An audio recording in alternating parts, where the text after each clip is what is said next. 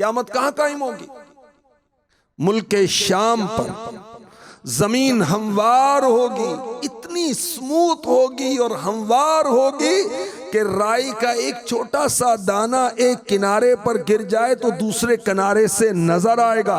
क़यामत के दिन जमीन मिट्टी की नहीं होगी, तांबे की होगी। सूरज एक मील की मुसाफत पर कमोबेश आ जाएगा। आज 4000 साल की मुसाफत है और सूरज का चेहरा नहीं है बल्कि पीठ हमारी तरफ है। मगर दोपहर के वक्त, गर्मियों में नहीं, सर्दियों में भी हमसे धूप का सामना नहीं किया जाता।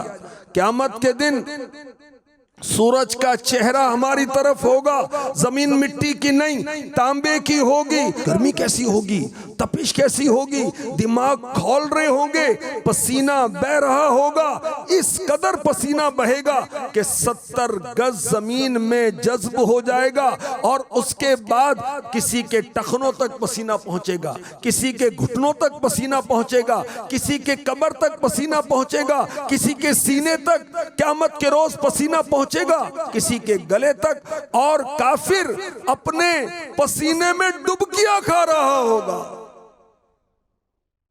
शिद्दते गर्मी की वजह से जबानें सूख जाएंगी, कांटे की तरह हो जाएंगी, जबानें मुंह से बाहर लटक रही होंगी। अल्लाह अकबर। और इन हालात में कोई किसी को पूछने वाला नहीं होगा, कोई तसल्ली देने वाला नहीं होगा, कोई हमदर्दी करने वाला नहीं होगा। आइए मैं आपको कुरान सुनाता हूं। सूरह अबस की आयत नंबर 34 से 37 में इरशाद होता है, यौम यफिर्रुल मर्उ मिन अखीह व उम्मीही व अबीह व साहिबतीही व बनीह लिकुल्लि इम्रिइन मिनहुम यौमइज़िन शअनुन युग़नीह वजूहुन यौमइज़िन मुस्फिरह दाहिकतुन मुस्तबशिरह व वजूहुन यौमइज़िन अलैहा ग़बरह तरहक़ुहा क़तरह उलाइका हुमुल कफ़रतुल फ़जरह। उस दिन आदमी भागेगा अपने भाई और माँ और बाप और जोरो यानी बीवी और बेटों से। इनमें से हर एक को उस दिन एक फिक्र है कि वही से बस है। कितने मुंह उस दिन रोशन होंगे, हंसते खुशियां मनाते, और कितने मुंहों पर उस दिन गर्द पड़ी होगी, उन पर स्याही चढ़ रही है। ये वही हैं काफिर बदकार। क़यामत का दिन कितने दिन का होगा? 50,000 साल का दिन होगा। सूरह मारिज में इसका बयान है, फी यौमिन काना मिक़दारुहु 50,000 सना। वो अजाब उस दिन होगा जिसकी मिक़दार 50,000 साल है। अल्लाह अकबर। 50,000 साल का दिन होगा। और बंदा मोमिन बाअमल मुसलमान, उसके लिए क़यामत का दिन इतनी देर का होगा जितनी देर में वो फर्ज नमाज अदा करता है। क़यामत के दिन मुसलमानों को, ईमान वालों को, अच्छे अमाल वालों को नामे अमाल सीधे हाथ में, राइट हैंड में दिया जाएगा। काफिरों को, नाफरमानों को नामे अमाल उल्टे हाथ में दिया जाएगा।